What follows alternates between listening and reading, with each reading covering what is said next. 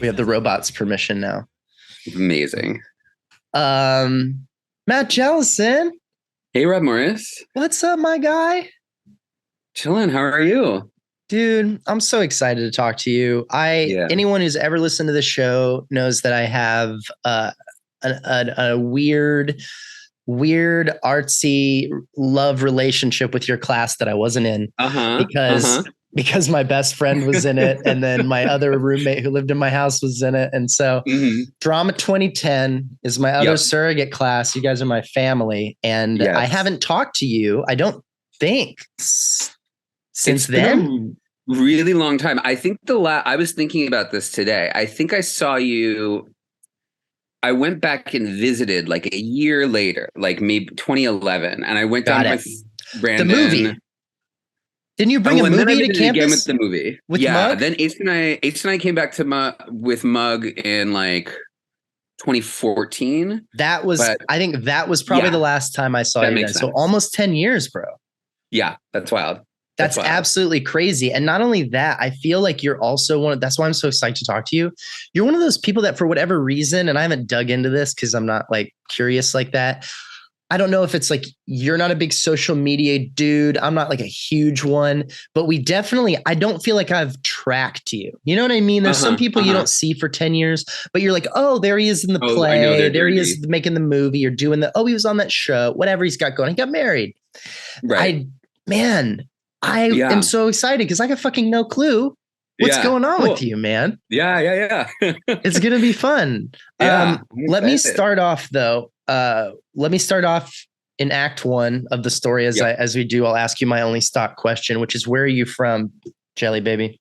Yeah, I am from New York City. I'm from Hell's Kitchen originally. And I believe you lived there for a bit, right? I did. I lived there in high school.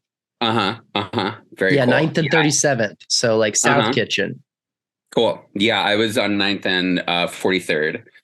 And yeah, I grew up there, lived there from, I guess I was 3 when we moved there. We lived on the Upper West Side the first 3 years. And yeah, and so Yeah, that's so great. We were 4 blocks away from each other at one point. I know. Yeah. And you were going to the school I wish I was going to.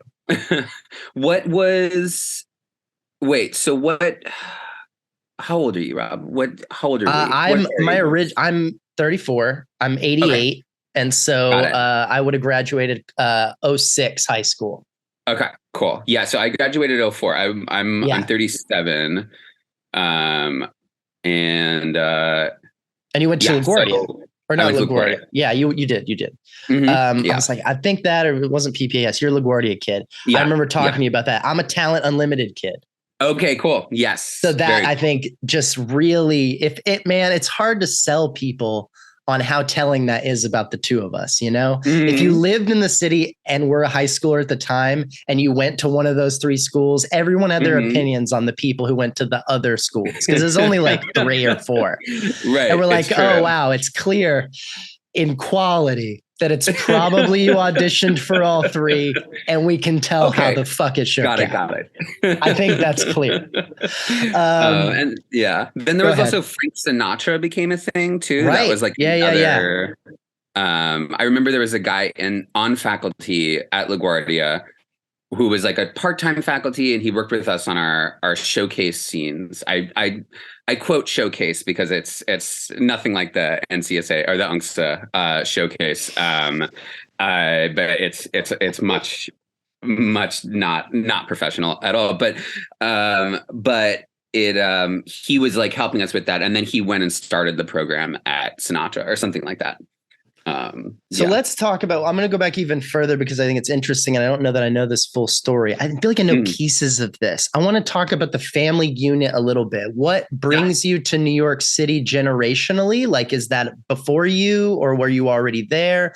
And then what is the family doing for work are usually my curiosities. Yeah, great. So they're actors. So this is, brought up in an actor household. So Dad's a New England boy. He's from Rhode Island. Mom is from Queens. dad thinks that he's in college somewhere, I don't know, but he thinks he's gonna be an FBI agent, I think. And then he It does was the on my school list, dude. play. Yeah, for sure. Oh, for sure. It's Yeah, still kind of like I might go cool PI job. in my 60s, you know? I'm not done giving up that completely. But he does the school play and is like, oh, I want to be an actor, goes to BU, moves to the city.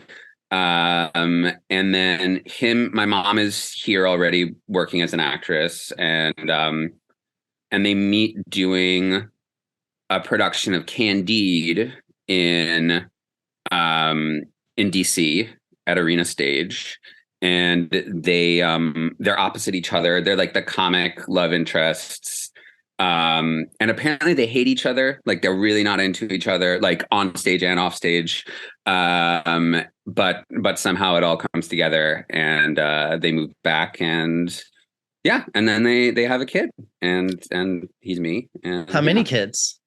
Just me. Solo boy. Solo boy. Solo boy, New York City, actor parents. Yep. That is a specific it's unique very experience, dude. Yep. In Midtown Manhattan. Yeah. Okay, so I feel, and again, I knew pieces of this already, but I really want to flesh it out for anyone. And of course, I'm now racking my brain for I'm so curious. One of the things that I love about you and a few other people from the city that came down to North Carolina for college are the people who can't drive. Yep. That is one of my favorite things. And then it to watch other people's brains malfunction when that comes up in conversation. When they're like, all right, well, I guess we'll do this. And then Jelli, you want to drive, blah, blah. And someone's like, oh no, he doesn't drive. And then it comes out and people are like, what do you mean? Like, no, he doesn't know how to drive a car. And they're like, what? Like, if you're not from inner city New York, it's kind of the only place in all of America that really functions that way. Yeah. And so it's such a specific experience. So you've got that alone of being an inner city kid. What draws you? I mean, as a LaGuardia kid too, what draws you to want to leave? You knew you were going to go back. So you're like, let me get out for a little while, or why go to North Carolina? It was weird. So I actually, when I was leaving LaGuardia, I was like, I don't want to go to college for acting. I went to the New School for about a year and a half, and I thought I was going to be a fiction major. That makes sense to me. And then so my dad was doing this show. This was the fall before my first year at School of the Arts. My dad's doing this show called All Shook Up, which is this sort of Elvis jukebox musical, and the show it closed prematurely, and I think the actors felt they were really upset. They had grown super close. They were just they were just super, super frustrated. Felt a lot of potential. Yeah.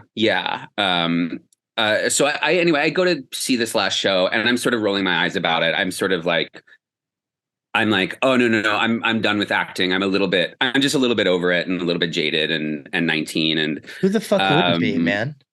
That's not. Totally. You're not but that's what I'm saying. And just to pause it, I'm adding this contrast because so many of the people who are on this show, or maybe anyone who's listening who has another experience with the theater, it's fucking 98.5% of kids grow up in this country who have that relationship with it, aspire to end up where you started.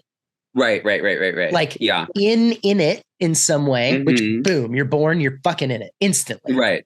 And oh my God, New York City. And you're like, this is where I live. The only thing I know. Yeah. So why? I can't imagine just being on a straight shot to being an actor in that, because you don't have that. How do you build the hunger in it the same way? Yeah. I actually, growing up, I grew up backstage, my dad's shows. I would, be back there. Either a cast member was helping me with my French homework, or I was playing video games with stagehands, or whatever. So, it was just sort of part, it felt like an extension of me just sort of being in that theatrical environment. But it was at some point it was really, really I remember like being on stage. I don't know the first time I was on stage, but like even as early as elementary school, I was like, oh, I just belong here. Like this is where I'm meant to be. This is the most fun thing in the world. And I felt so comfortable with it too.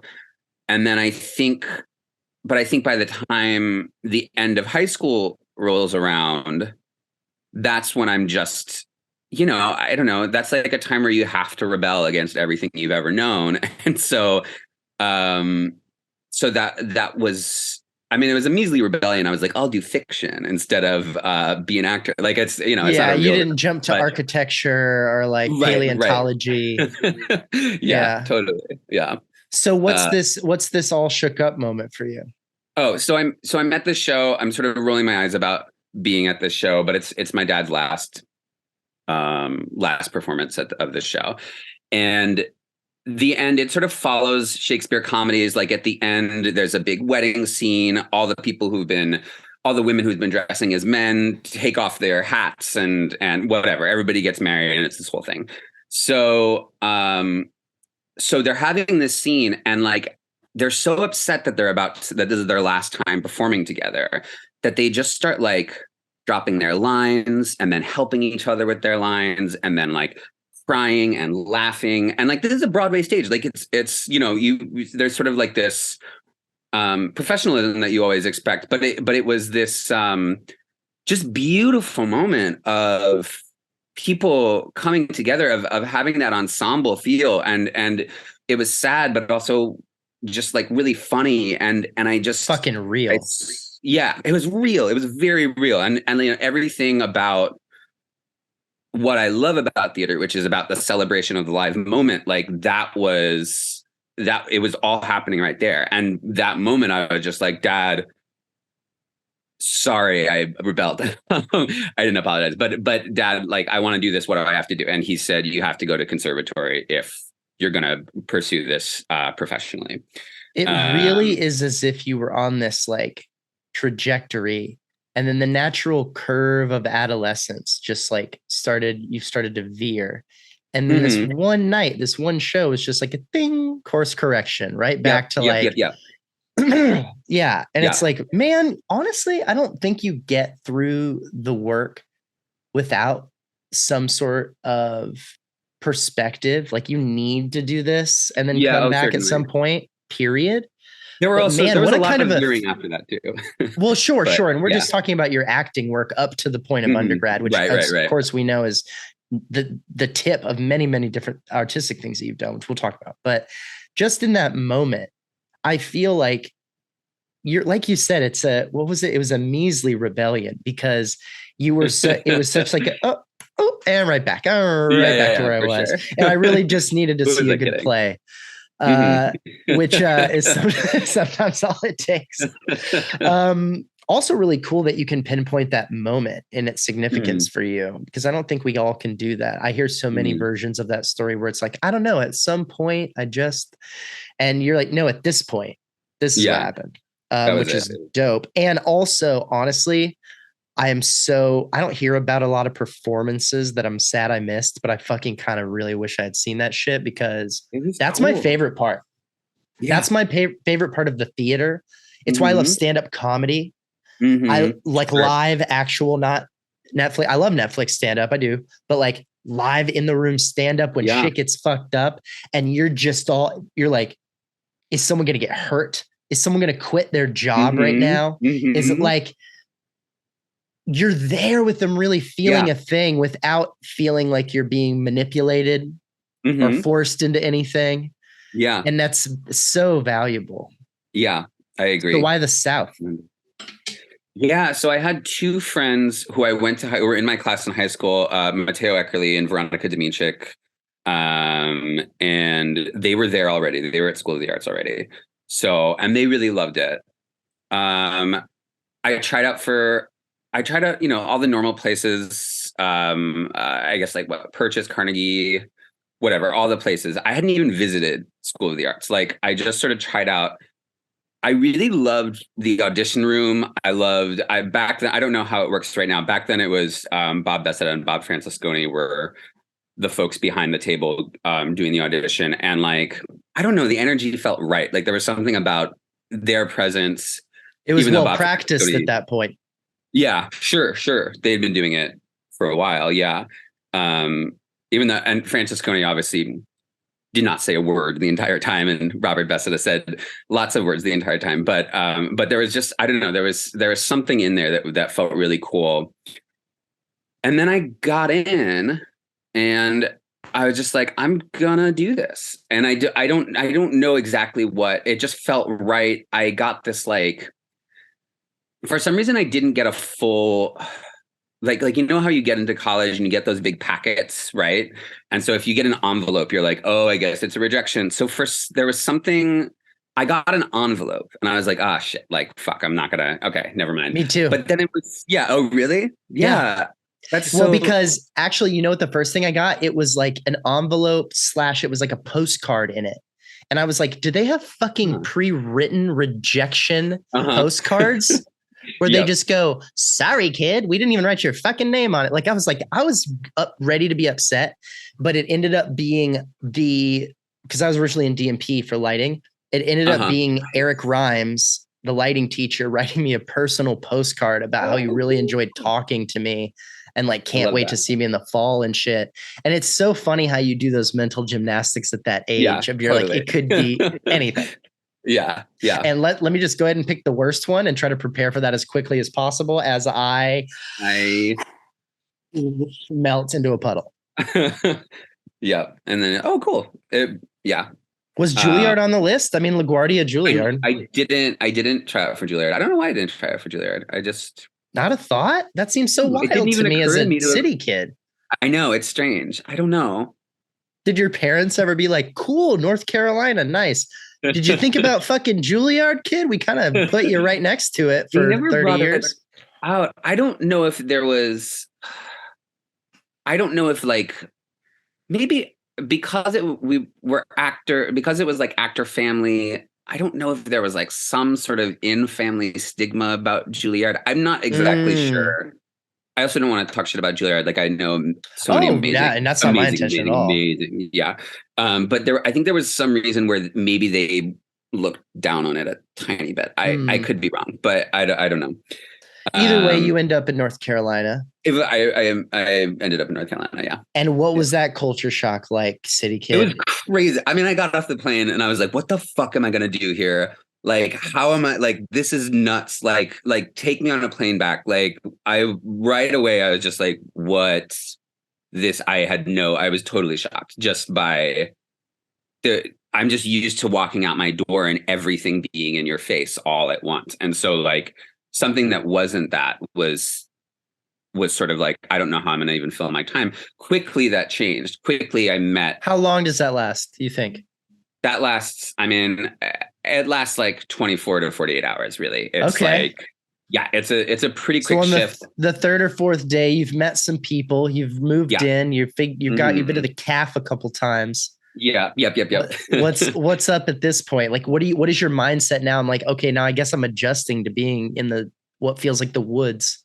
You know, I think I was taken. It was really when, like, it was helpful having Veronica Matteo there already, because I felt like I was just taken to all of these places where I was like swept away. Yeah, I just got swept. I got swept into parties. I think Sprague Street was like the big party house at that time. And so, like, met all those guys who lived there. Yeah, I don't know. There was just suddenly like this culture of all of these vibrant, fun, exciting human beings that I was just surrounded by, and that seemed to just automatically accept me for who I was. Like, there wasn't any, like, it's just like, you're here, welcome, you're part of the family. And like, that just immediately I felt really at home and really like I had a real place. And not to mention you're older. So in about 20 minutes, you're going to be able to hook us up, right? So what's up, Jelli? I do turn 21 our freshman year. So yes. Yep. I was a hot commodity for sure. Dude, that's not the worst guy to not be. driving was okay because I had other things that I Bro, could I was in offer. the class of 2013. Don't worry about it. It's Yep. like you can do what you got to do to get by. Yep. 100%. Well, okay. Well, let me ask you this too, because when I moved to Winston was at the end of your second year. So this is like May of 2008. Mm-hmm. And so now you're halfway through. Yeah. What keeps you from going into the directing program? Because you're such a writer. Yeah. You're doing so much writing at school as well. I mean, you're doing intensive art stuff. You're working with friends, collaborating. You're not just taking your acting assignments. You clearly have a more, meta mindset about the creation process. Mm-hmm. Your class in particular is very interesting as far as the directing program ended up being, because you have Gus, who started as an actor, and then you have 4 older transfer. Yeah. I mean, he didn't have that many 4-person directing classes throughout the whole history of that program. To bring in 4 transfers, 5 was not normal all the time. They did it a few times, but 5 was crazy. How big was yours? 4. Like how many? 4. Okay, gotcha. And 2 transfers. And I started in the second year as that weird like transfer thing. Like I moved from DMP at the end of first year, and then I spent all of second year as an actor. Then I went into the directing program. So I did 3 years in the drama school. So even then, Stephen Kopp, who also had moved to town earlier, and was our other transfer, he also like had been there for a while. He got to know people. It didn't feel like first day of class, there's this new guy. Like a lot of people already knew who we were when we started with them. You had 4 randos show up and join the class. What my whole point of bringing this up is there was room for more actors in your class to join Gus. They didn't. Therefore, there was room for Henry and Bryn and those guys to come and show up. Right. And it seems to me, as I think back, and I talked to Andrew Jernigan about this a little bit. Yeah. Definitely a possible candidate in that role. Mm-hmm. To me, you're one of the other ones. It's like, why was Jelli not having that conversation, or did you have that conversation with Gerald? I didn't have that convo with Gerald. I don't. I mean, Andrew was very. I remember him very, very deeply thinking about wanting to make that switch. And we were a team at that point. We were collaborating a lot. He was directing my writing, and it never even occurred to like if of our duo, like he was the one to go and do that. Like it never occurred to me that I would switch over to that. Maybe I was excited about writing. I was excited about taking this training into my own hands and doing what I wanted to do with it. But I didn't know if being a director was that thing. Yeah. And I think Gerald really did see me as an actor, like the way that he casted me. Agreed. He I think he really wanted me in that.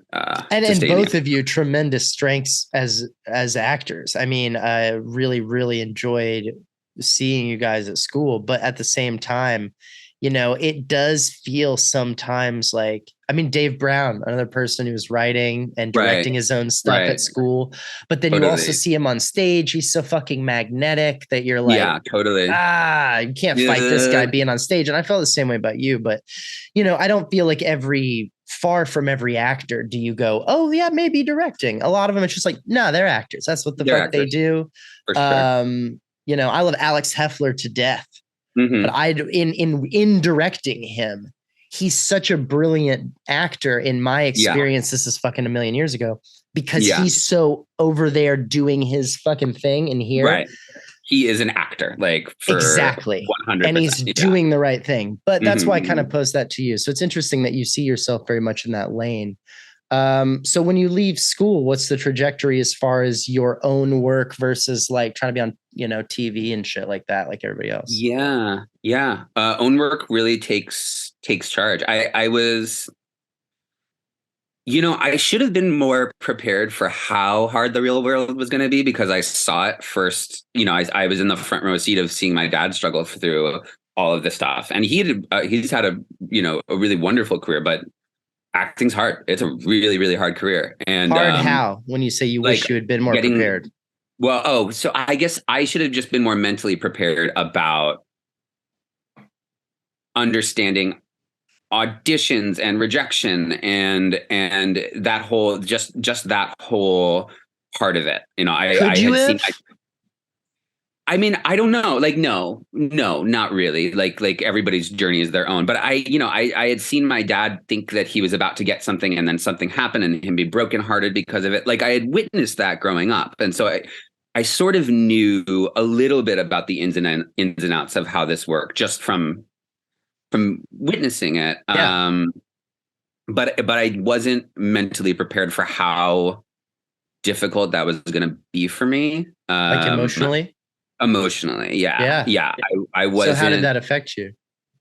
Well, so I got signed right out of school, which was awesome. And I started going on auditions, and I think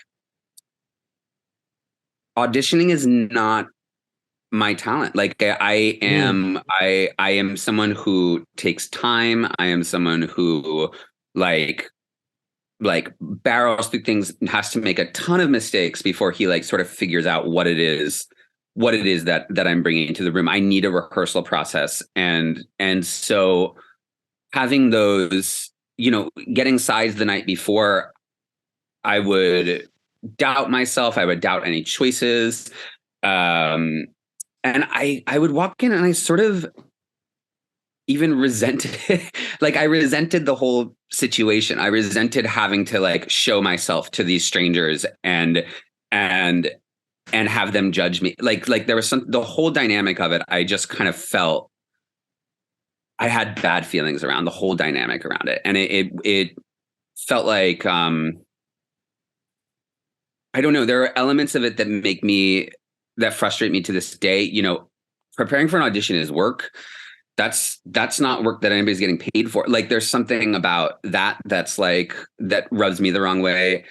It just was the way that it's set up. It wasn't for me.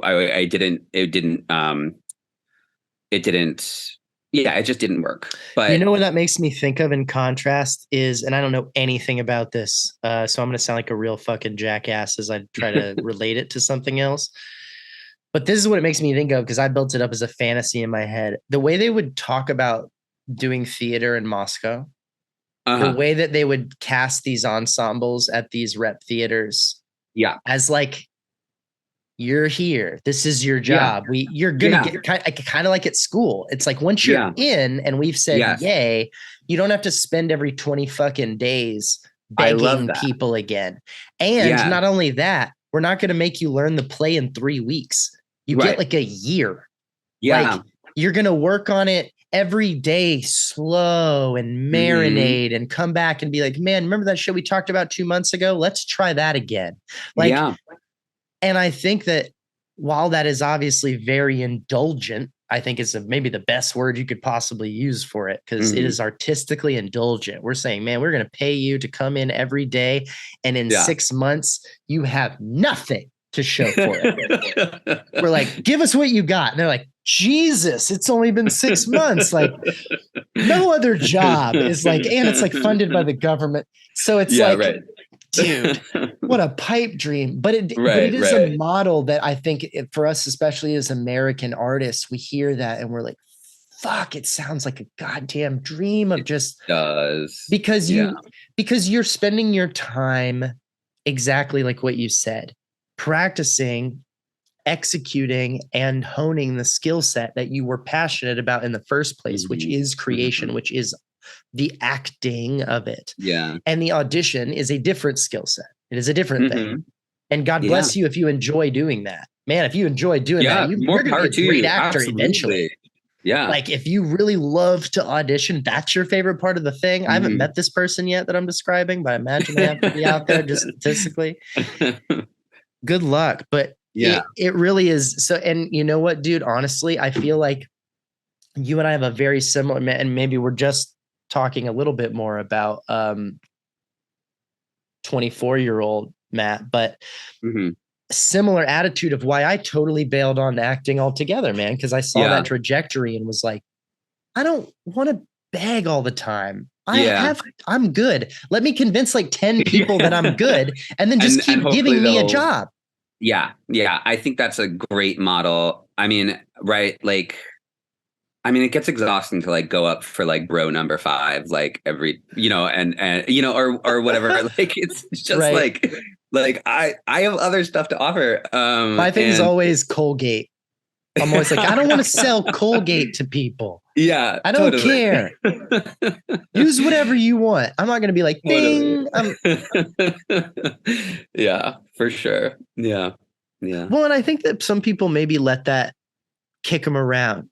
They let that ruin it for them. And I think that the thing that is important to keep in mind, and as I'm sure you agree with this, but please tell me if you don't, that there is so much actual abundance.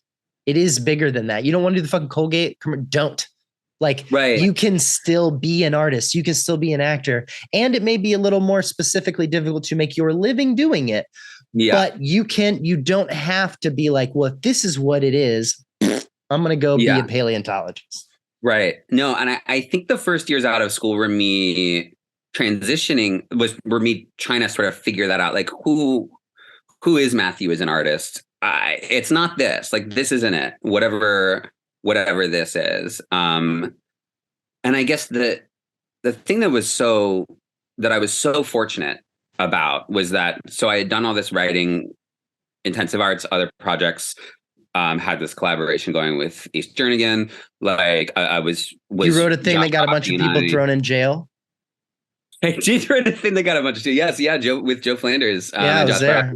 Yep. Yes, amazing. Yes, it's been covered on the show several times. Oh, good. I'm glad it's gotten its due coverage. Just like 6 of the people who were there have done the show. It keeps coming up.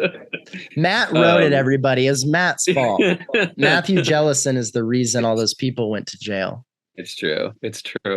Didn't you also play bro number 5 in that movie? I think I remember you holding a beer, and like that's one of the only things that probably, right? I imagine so. Yeah, it was exactly that. Or there was something. I think I did. I was living with Joe Flanders senior year, and Ally Bill, and this movie that Joe was making with Ally, and I played like the creep or something. I don't know. That was a blast. That was like so much fun, just being this random creep that was at parties and kind of creeped on Ally Bill out. But I was so at that time I'm feeling all disillusioned with it, and I stumble on this writing teacher, who her name's Karen Hartman, and I would probably hold her and Gerald as like 2 of the greatest mentors of my life. Other folks at School of the Arts too, Mary and I think especially like Mary and Gerald were like the big people that I gravitated towards in School of the Arts, but Karen is among them, and so that she really just kind of broadened me to like and brought me into the world of playwriting, and that over those next couple years I really made a transition from actor writer and then just sort of full on like I'm a writer now. This is how I'm spending my time, which was really. How long has that been now that you think of yourself that way? I think of I maybe since like when did I do? I feel like my last audition may have been in like 2013 or something like that. Like I think, and that was when I was like feeling done with it already. And it was just sort of, I remember going into some audition and I knew I bombed it and I didn't really care. And I was just like, I think that's it. I think that's my last one. And, so I think it was about really 2 years in, you're burnt out.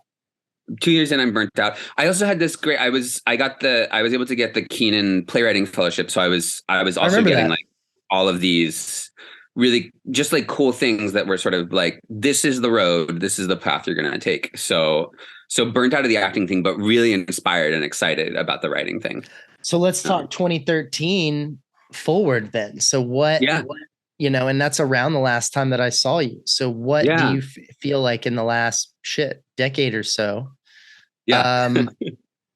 What do you feel like are the highlights for you as far as growing as an artist? Let's start there. Like things that you think, man, the last 10 years, these are the things that I'm glad they happened for me, because on the tail end of it, I am so much more the artist I want to be. Yeah. I think the continued studying with Karen has been, I still study with her. I had a class with her yesterday. So that is still just like that's a long mentorship, ever going thing. Yeah, long mentorship. She went away for a couple of years, so there was like a gap in there. But yeah. So that's been really huge, and I always find that I'm always evolving, not just as a writer, but also like my sense of what success means, my sense of like what it means to be a writer. Yeah, is and finding joy and finding purpose in the practice, beyond exterior, anybody telling you good job, but knowing, within. And so that's an ever evolving thing. So that's Gerald huge. was the best at that for me. Yeah. Of all the people I've ever met, he was the one that was like, which is weird because after his stroke, which is when I spent the most time with him, he was so much kinder because it was easier for him to be kinder, I really think. And he was very grateful. But I think the dynamic of like, we only have so much time with each other, and to be kind to you seems like almost a waste of some of that time, because I have so many things I want to help you with.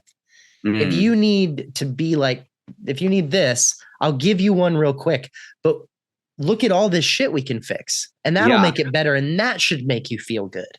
You should feel good about the fact that the feedback is happening. Yeah. And the compliment, the fact that that's what you need, I think you should examine that. Yeah. And I think I did. And I was like, oh shit, I know what is good to me. Yeah. So at the end of the day, I can be like, did I fuck that up? Did I do a good job? And whatever. And I really just need to walk away with like, if anyone does have any criticism, I'm like, thanks, or go fuck yourself. Both valid. Yeah. I love that. I wish I wish I had left school with that feeling that evolved along those lines. I think I was still. I think it took a few years for it to settle in for me. I'll give myself less credit, but yeah. But yeah, that is at heart what Gerald, at the heart of what Gerald was teaching. But you feel like you figured more of that out now. Yeah, for sure. Absolutely. Yeah. Makes it easier to do stuff. It does. And sometimes it bubbles up again. Sometimes that's, it's natural for it to, yes. And then I have to realign and re-evolve and sort of get back in touch with, why is it that I'm doing this? And remind yourself that go fuck yourself is totally legit. Totally legit, man. Hey, totally I see legit. You see me, tell it walking. Yeah, I love it. So what else is on the list for you in that category? So I at some point, so actually Karen, this is during Karen's gap. Karen leaves. Right. She moved to Seattle. Pandemic? This is pre-pandemic. This is 2014. Okay. This is at the end of 2014, Karen leaves town. And at that period of time, it's like, okay, my teacher is gone. Now I take ownership of this and of this craft. And I do this, without somebody holding my hand. And I write this play. I work with this group called Fresh Ground Pepper. There's this really cool sort of live arts incubator. I developed this play called The Giants, and Isaac Klein has worked with Fresh Ground Pepper, and so there's a reading coming up. So I email Isaac, and I'm like, "Hey, would you direct this reading?" And Isaac's, we've been sort of like Matt Cowart directed me a lot, and Isaac and Matt are really close, and Isaac's read some of my writing before and come to a couple of things. So this is, and we've always sort of been like, we want to, there's something here. There's a connection here. There's a spark. We want to dig into this a little more. So this was the opportunity to do that. So Isaac directs this play. It's myself, Molly Cardin, Ashley Morris Robati, and I mean, just the reading of Pickle it. Party. And, Pickle Party. Yes, a total pickle party. Absolutely. Brought all the pickles in. And it goes really well. I think it's the best writing I've done till that point. I'm excited by it. I'm also excited to be in it. And he invites this woman named Robin Sokoloff, who runs a space in NYC called Loft 227, which is no longer exists, but at the time did. And Loft 227 was this event space, and she was looking to produce plays, and it's sort of a big loft, and the play takes place in a loft. And so Isaac invites her. This is December 2015, and she's like, "Okay, I want to produce this play, and we're gonna put it up in February." And I was just my mind was kind of blown, because it seemed like such a quick sort of progression from like, oh, I'm just sort of this fledgling developing artist to like, I'm about to be a produced playwright. And it happened. It like just happened. Like Isaac made it happen. Isaac brought in all of these like incredible designers, wonderful actors. Molly left, but Ava Eisenson, who isn't an alum, but has been very alum adjacent the past few years, and Alan K. Washington comes in as well, and David Zaldivar comes in, and we do this production, and it's like it was just like sort of mind blowing that we were able to put this together. And what's the play called? It's called The Giants. It ran for like 3 or 4 weeks in winter of 2016. So that was really huge and really exciting. We were able to sort of do a few other development things with it after that, and that was a big sort of ownership step. It closed the night before my 30th birthday, so it was just like this whirlwind. Yeah. So that was a big thing. And then after that, like the months later, I was talking about this with my friend the other day, but that 2016 election happens, right? Where Trump wins. And then I think like it just sort of, I don't know why. Well, I guess I know why, but like it sort of changed everything, like course per trajectory. Like it was just like, like, does this even? Only people that I know who lived in New York City at the time have said that. Really? That's so interesting. Yeah, I don't know anyone else. I'm not saying it's not true for anyone else. I've never heard it from anyone. And I've heard it from multiple people who were living in New York at the time of like, it really changed what was going on. And I didn't have that experience. That's cool. well, I guess, but I also, I don't know. And this is not like an interesting part of this conversation further than the point we've just made. But for me personally, I was already so resigned to that. I that's what I thought was going to happen. Like I wasn't one of the people who was like, man, it's going to be so fun to watch him lose. I was like, I was a hardcore Bernie dude. And when he lost the nomination, I was like, you're smoked. I called it then in July. I was like, this is going to be hard to watch. And I was one of those guys that spent all night getting emails, texts, DMs of like, dude, do you really think after they all hit up me because I was the guy being like Michael Moore style, like, guys, I think maybe. Right. You and Michael. And I was just, and I don't like being right about it, but it was 100% just how I felt. And so for me, it didn't change much of the dynamic because I didn't feel the trajectory that I think a lot of other people felt. And I think that was also more in LA as I talked to more and more people. There were definitely people who were surprised by what happened, but I think my sensibility that I just expressed was more common, at least than I've talked to, and a lot of my peers that lived in New York at the time. It seemed to just like derail things, change entire artistic and social narratives, like and everything. All of a sudden, it's like there's plays we need to do about this. We need to do something. Action must be taken. Right. Yeah, that is so interesting. And because I was definitely in shock when it happened. I really was not. And I don't blame anyone who was. Yeah. I think the narrative was being pushed super fucking hard the morning of. You had every reason to think, unless you did very specific research or thought and believed certain people. How the fuck would you know? No, I don't shame anybody who thought that's how it was going to go. Right.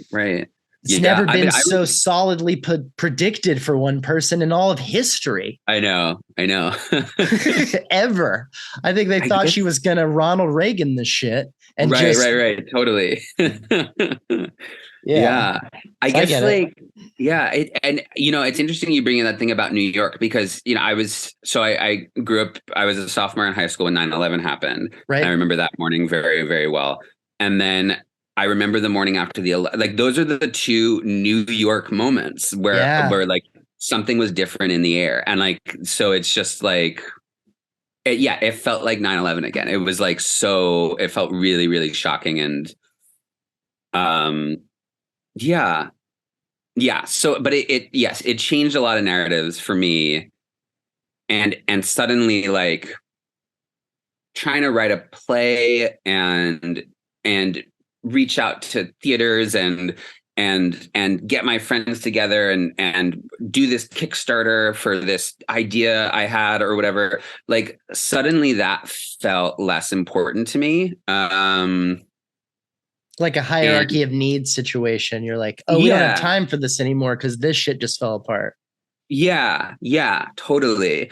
Yes, absolutely. And also, I mean, compounded that with like, as an artist in New York City, you're not actually spending most of your time doing that. You're spending most of your time fixing margaritas for people at a wedding. Like, so like that's also like suddenly all of this feels just like unimportant suddenly or just not the most important thing. Trivial. Yeah. And I had been doing some teaching artist work. I thought it was tried to sort of do something a little bit more interesting. I've always enjoyed kids. I always really liked kids. And I was babysitting this kid at the time who he was probably my best friend at the time. If we're going to be real, it was like a fifth grader. We broed out and watched Star Wars together all the time. Fifth graders are awesome. The best age. They're Fifth and cool. Sixth graders are my shit with kids. Because if you treat them like an adult, they'll act like one. They're right at that age. It's perfect. Yeah. It's great. But I picked him up from this program he was doing called Rightopia, which is this literacy nonprofit that works with kids and teens to build literacy and help them write, essentially. You're like the best guy to talk to after that class. Yeah. And well, he described his day, and I was like, "That's cool. I feel I want to do that." Yeah, right. And then, so I applied for the job there. I was like, "Let me just apply for a job and see." And I got brought on as a creative writing instructor there. So I was working with kids and teens all summer long, just like helping them develop things that they were passionate about. And spent a year doing that. And I just was like, sort of fell so in love with it. I asked for a full-time job. And then that kind of became the next chapter, was working in education. And I'm still doing that now. So that was another kind of reversal to then go from actor writer to writer actor to then writer actor educator. The 10 years have been Yeah, a lot of really interesting shows in there. I love that, dude. And I love the idea of you working with kids. Like your energy is so great for that. I did some teaching too in Yeah. 2014. I taught for like a year and a half. Okay. Drama school, K-8 kids with learning disabilities. Cool. Yeah, it was so fun. You know what I basically did? I fully ripped off Ashley Jansen's lip sync assignment. Wait, what's actually? Oh, yes, of course. Ashley Jensen's The like freshman lip sync thing she did for a few years. That's brilliant. Dude, it's the best because it is such a vehicle. Every kid, you learn so much about them because you give them that, here's your chance. Pick another artist thing that will tell me everything I need to know about like kind of where you're at right now as a kid.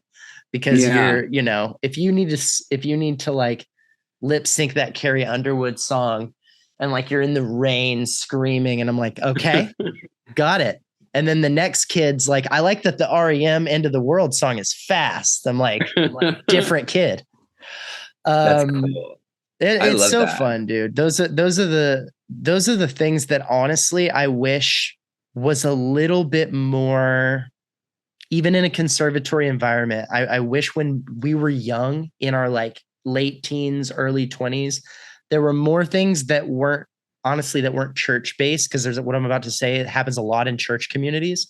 I wish there was more like teen and young adult and kid connections made. Yeah. Like mentorships. Like I remember as a kid being like, there's like the Boys and Girls Club. That was kind of a thing. But everything that involved like an older kid or a young adult helping like a 5th or 6th grader get through it was all you had to go to church. Maybe that's just being in Texas, but it was, it would be so great if there was more of that. Cause I think there's a lot of energy in people like you and I when they're young and they're like, but no one points us towards that. Cause we're supposed to be working on us. We're supposed to be doing shit for us selfishly at that point in our lives. Yeah, totally. It's very rewarding to do both. Wasn't there, I feel like, did something happen there? Were you working on something at School of the Arts where you went into, when I went and visited, I remember that, yes, that was you. Okay. Yes. Right. And you went into classrooms and stuff, right? Cool. Yeah. So, well, and that's, I mean, it's a longer thing for me, but I've been teaching since I was in high school. That's kind of where all this comes from. I started at like theater summer camps, being the older kid, helping the adult with the little kids. Like, I grew up with nephews. I've always been around kids. And so for me, it's just been a really natural thing to do it when it shows up, because I also love connecting with kids, because most parents and adults in general patronize and condescend to children all day. And so they don't get what they want out of them. And I figured out really young, if you just talk to a kid like they're a peer adult, 9 out of 10, they're going to respond to that and be like, do I get to be an adult? And I'm like, as much as you act like one. And they're like, okay. And they sit up in their chair and they wipe the stuff off their, they like want to be one if you let them. And so many of them are ready to do that if you give them the chance. And I love that. And then you also connect with them extra because they feel like you respect them and you become their favorite person. That feels good too. But for me, what I did at school was it started with Complete Works. I was just talking to Dev Reddy about this with Dave and Brandon and Alex Heffler. To make money for your showcase, you son of a bitch. No, to send you to LA, kid. That's right. We were going to just do it like the cabaret. We were going to do a little play and do it at school and get some money. Bessida, probably. Let's give him credit even if he didn't do it. Sure. Bessida, I believe, was the one that was like, there is an outreach grant through the school that if you take this performance to a school, as long as I think I forget how it works. I thought it had to go to a nonprofit, but I think I actually ended up doing this later myself. I ended up using the grant a lot is the point. They were like, we'll give you like $700 if you'll take an educational piece of art to a school and show it to them. But you have to like schedule it, pick a school, make it happen. And so we ended up taking Complete Works to like 8 or 10 school. And we made a shitload of money off of that for showcase because we toured it essentially. Later, that same outreach grant was used by the next class, I think, to take School of Rock, not School of Rock, Schoolhouse Rock. Okay. They did like a Luke Smith, I think, and Kat Saffel did like a Schoolhouse Rock thing with some other kids, and they took it to schools. Later, I literally went to middle schools and taught Shakespeare for like a masterclass thing. And I would just break down how Romeo and Juliet was about them. And they're like, what do you mean? I'm like, it's about two teenagers who are weird. Right. Yeah. Like, and they don't know how to fucking talk to each other. Like, cause they're weird. And they're like, what? And so I like made all the kids stand on each side and act out the dance scene where like the first boy has to go out. And they're all like, no, I'm not doing it. I'm like, no, whoever, just come out, pick a girl, you guys dance. And they're like, I'm like, this is Romeo and Juliet. That's so cool. I love that. I love that exercise. So yeah, and that's what I mean is I wish there was more incentive, and I didn't even know it existed until Best had pointed it out. And I wish there was more like public funding stuff like that. That was like, hey, take and it doesn't even have to be that. It could be carpentry. It could be like you could do anything. It doesn't have to be art even. Yeah. Yeah. I mean, and we were talking about kind of like definition of success, and like if you're sort of trying to get a young actor to understand to understand their own personal version of success, I would feel like exposing them to as many of those opportunities and community-based opportunities and opportunities to think outside the box about what it is my artistry brings. It's not just about either like prepping sides or whatever, but there are other sort of areas where I can bring myself and my artistry and my talent and all of that. I think that would be a really good thing. Yeah. Well, hey man, you're young and you're new in this business. It sounds like a thing, you know? Yeah. And I say this very seriously. I kind of, it's a casual comment, but very seriously, I think that we are all, and I say we, I mean, peers of our age group, maybe like in that millennial range, we are just now coming into a place in our, hopefully, on aggregate, a place of more stability. It's harder than it ever has been for people to come up from their 20s to their 30s financially. But that is not to be, left out of the conversation. But certainly. I think I hear more and more of our friends, trying to get a house, having some kids, getting a little more settled. And I think we can start to kind of turn that perspective out and say like, okay, now we've been really going hard on our own shit for like 15 years, pretty hardcore. Yeah. And that's great. And I think we should, but now it's like, what else can we do? And as we move into like our 40s of like, what are we doing to help out? Yeah. Because honestly, I feel like that used to be baked into the culture in a different way. And we've really built, especially our generation, on kind of that, like, we have to look out for each other in this general kind of woke sense of if there's anyone oppressed, don't let that keep happening. Right. Great. Right. Sure. But but look out for you, baby. Self-care and self-love and self. You got to take care. Like, and we do, man, we got to get a little bit more back to like the we and the like. And I think that starts with us downward generationally being like, you kids are dealing with some new fun stuff. A lot of stuff going on. Let's give some perspective. For sure. Yeah. I love that thought. Yeah. What's next for you, man? What's next? I've got 2 plays that I'm writing right now. So they're just in the hopper, and I'm hoping, I think I'm pretty close with one to begin kind of doing some developmental stuff with it and hearing it out loud, and hopefully, I think in the fall, probably having a reading. What is that process like now for you of bringing something to fruition? As far as like once you really get the piece kind of together, the development is what I'm asking about. Yeah. It's a little, the thing about taking a full-time job is there's a lot of balancing that of trying to also maintain your art and maintain doing that. And even though everyone I work with is a writer / educator, like it's all professional writers who they hire, but it's a challenge to find not just the time, but the energy, the artistic energy to really put into it. So I have been, since starting full time, it has been a constant, just a constant, like, how am I doing this? And like, there was a period of time where I was even like, maybe like educator, maybe my playwriting takes aside and we don't really pursue this aggressively, and then other times where I was like, I have to make a ton of time for playwriting and sort of just like check boxes at work and I think I'm finding that balance, but this is all just going to say it's been a while since I've gone on that process. How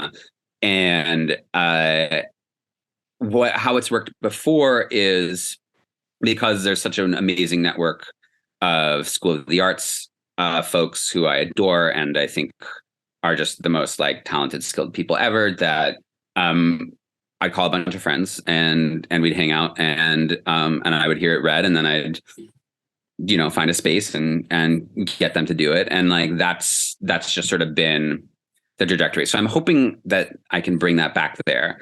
And at this point, you have some cachet too, man. If you were like, "Hey, Rob, would you want to like come read my play?" I'd be like, "Fucking Matt Jellison play? I'll come read one 100%."